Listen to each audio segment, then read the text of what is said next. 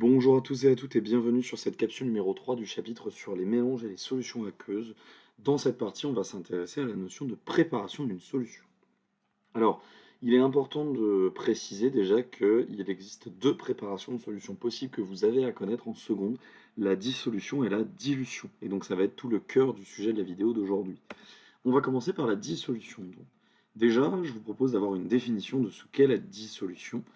La dissolution, c'est l'action de disperser un soluté dans un solvant. Autrement dit, c'est l'action de former un mélange homogène en mélangeant un soluté et un solvant. Par exemple, si vous mélangez du sucre avec de l'eau, vous pouvez faire l'expérience chez vous et vous allez vite constater qu'on ne voit plus les grains de sucre une fois qu'ils ont été dispersés, que la dissolution a été effectuée. À retenir que la plupart du temps, on dissout des solides dans des liquides, mais il est aussi possible de dissoudre des gaz. Donc, quand vous avez les bouteilles de soda stream pour faire de l'eau gazeuse ou de la limonade, eh bien, vous dissolvez du gaz dans un liquide.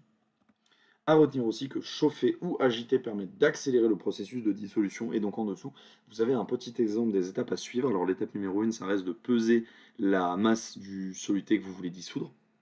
Ensuite, de mettre cette masse de soluté dans un fond d'eau présent dans une fiole. Vous allez ensuite compléter la fiole jusqu'au trait de jauge, homogénéiser, et ensuite votre solution, elle sera prête. Dans la réalité, c'est un peu plus compliqué que ça. Il faut continuer à homogénéiser longtemps, très longtemps, avec une agitation mécanique. Donc on ne le fera pas en classe. On va maintenant s'intéresser à la dilution.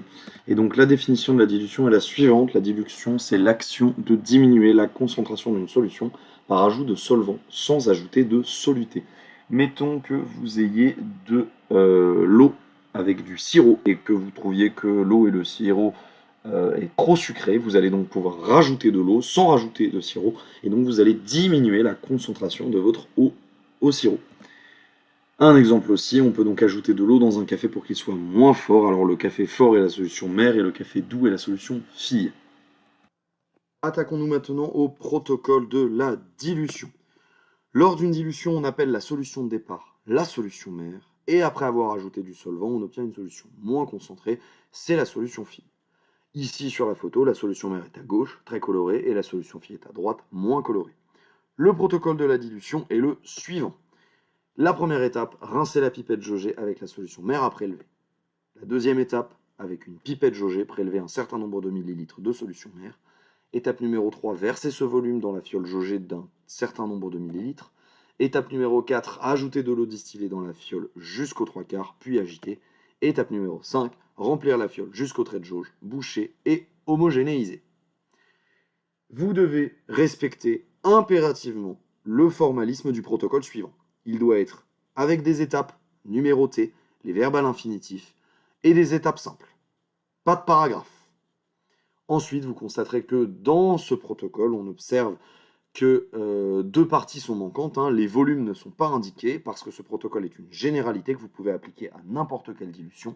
Ça sera à vous de compléter le protocole en fonction de la dilution que vous avez à réaliser. Si vous devez réaliser une dilution dans une fiole de 50 ml et que vous devez prélever 5 ml de solution mère, eh bien dans l'étape 2, vous mettrez 5 ml et dans l'étape 3, 50 ml. Enfin, on va s'intéresser à la conservation de la masse. Alors, à retenir, dans les deux méthodes, la masse du soluté initialement prélevé se retrouve dans la solution préparée. Il n'y a pas de sucre, de sel ou quoi que ce soit d'autre qui disparaissent quand on les dissout, quand on les dilue. Donc, ça veut dire qu'on peut écrire que lors d'une dissolution, la masse du soluté pesé est égale à celle qui se retrouve en solution. Donc, masse soluté pesée égale masse soluté en solution.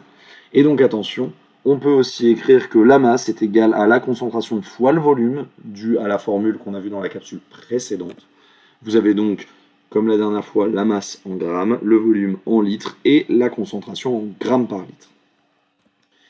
De la même manière, une fois qu'on a appliqué notre formule, lors d'une dilution, la masse du soluté prélevé dans la solution mère est égale à la masse du soluté contenu dans la solution fille. Donc, ça veut dire que, en toute théorie, on peut donc appliquer cette formule et en remplaçant la masse par la concentration fois le volume, on obtient donc la concentration de la solution mère fois le volume de solution mère est égale à la concentration de la solution fille fois le volume de solution fille. C'est une formule qui va beaucoup vous servir dans ce chapitre. Et c'est grâce à cette formule d'ailleurs que vous serez capable de savoir quel est le volume à prélever et quel est le volume de la fiole à utiliser.